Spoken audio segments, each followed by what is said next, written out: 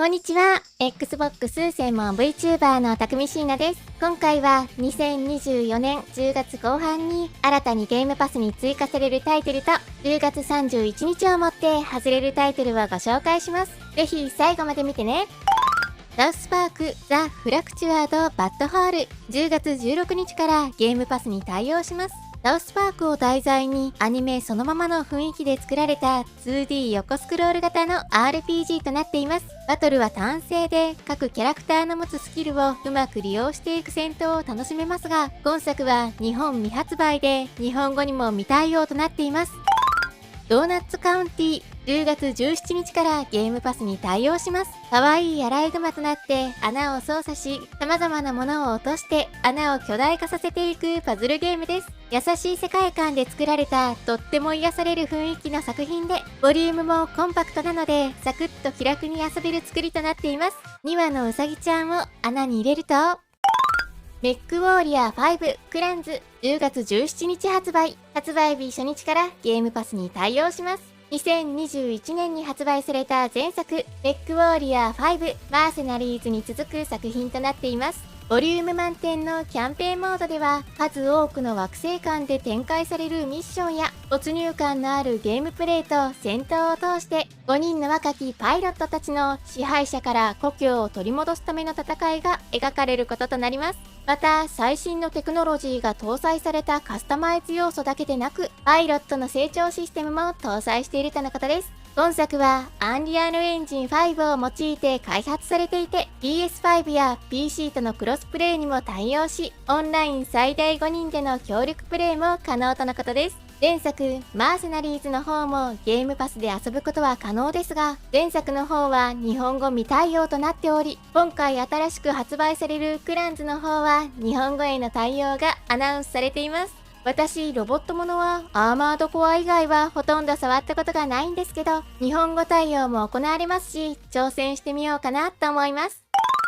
コールオブデューティーブラックオプス6 10月25日発売日初日からゲームパスに対応します。コールオブデューティーシリーズ21作目となる最新作がついに Day1 で遊べちゃいますね。映画さながらの一人用キャンペーンモードに対人戦を楽しめるマルチプレイヤー、そして仲間との協力プレイが可能なゾンビモードと3つのモードを搭載しています。一人用のキャンペーンモードでは世界政治の転換と激動の時代にあたる1990年代初期を舞台にしたスリルあふれるスパイアクションを楽しむことができます。そして対人戦のマルチプレイヤーでは発売日時点で6対6用のコアマップが12種類と2対2でプレイできる4種類のマップが用意され、16種すべてが新規マップであるとのことです。またあらゆる方向へのダッシュやスライディング、さらにダッシュ、乗り越え、しゃがみ操作のアシスト機能が追加されている他にも、敵のヒットゾーンの増大など多くにわたる新機能や改善が施されています。オープンベータを触った感じでもこれまで以上にスピード感があり、気持ちよく楽しめる作りだと感じられましたね。そして仲間との協力プレイで遊ぶことができる PVE のゾンビモードは前作モダンウォーフェア3ではオープンワールド製でしたが、ブラックオプス6では従来同様のラウンド制に戻っており、ローンチ時点で2つのマップが登場します。ゾンビモードではラウンドが進むごとに難易度が上昇していく中でゾンビを倒してポイントを稼ぎ、物資を集めたりポイントを利用して自身を強化していき、どんどんと強力になっていくゾンビのラッシュを打破していく流れとなっています。このゾンビモードだけでもかなりの中毒性がありますし、フレンドとの協力プレイが盛り上がる作りとなっています。もちろんゲームパスでは発売日からこれらの3つのモードが全て遊べちゃいます。私はとりあえず真っ先に対人に行ってからゾンビやキャンペーン遊ぶかな。皆様はどのモードから遊びますか？そして、コールオブデューティーモダンウォーフェア3とコールオブデューティーウォーゾーンが同日10月25日から新たに Xbox クラウドゲーミングに対応します。モダンウォーフェア3は今年の7月にゲームパスに追加され、クラウドには未対応でしたが、BO6 の発売とともにクラウドでのプレイができるようになりますね。ただし、クラウドゲーミングは遊ぶ環境によって快適さが変わり、本体にインストールしてプレイする場合と比べると、どうしても多少の遅延は発生してしまうことがあります。それでもコールオブデューティーシリーズはインストール容量が非常に大きいので、ダウンロードせずにクラウドで触り心地を試してみることができるのは大きなメリットですね。アッシェン、10月29日からゲームパスに対応します。今年の7月に発売し、ゲームパスにも追加されたフリントロックの開発スタジオが手掛けたオープンワールドアクション RPG です。逆攻撃と強攻撃にダッシュや回避などのアクションが用意されていて、行動とともにスタミナが減少するシステムや、やられてしまうとその場にお金を落としてしまうなど、オーソドックスなソウルライク作品のような作りとなっています。また、オンライン2人協力プレイで遊ぶことも可能です。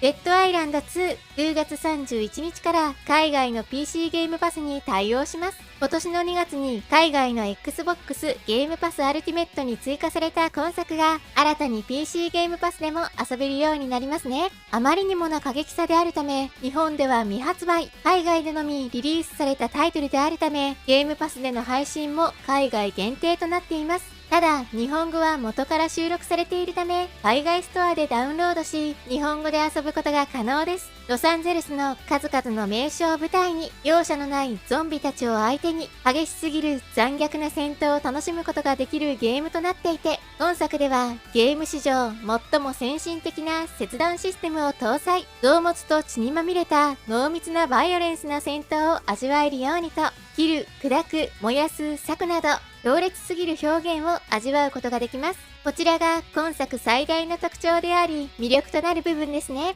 なお、地域の変更は公式に規約上は問題ないと明言されていますが、推奨はされていませんので、変更して遊ばれる方は自己責任でお願いいたします。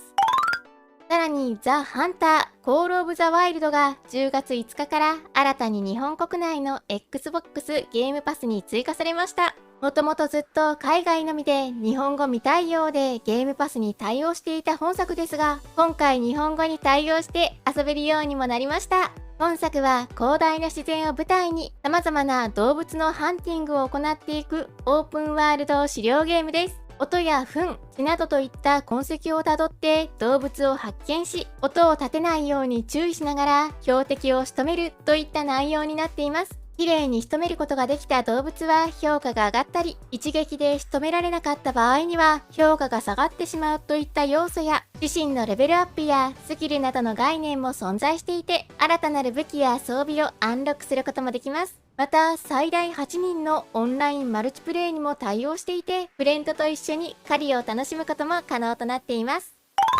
ここからは10月31日をもってゲームパスから外れるタイトルをご紹介します。インクニナティ、追加から1年8ヶ月で終了となります。中世を舞台にインクを使ったグラフィックで表現された単性ストラテジーゲームです。剣を振りかざすふわふわのウサギや槍を持ったワンちゃん、なぜかお尻から生えているトランペットに人食いカタツムリなどなど、非常に独特な世界観で作られている作品となっています。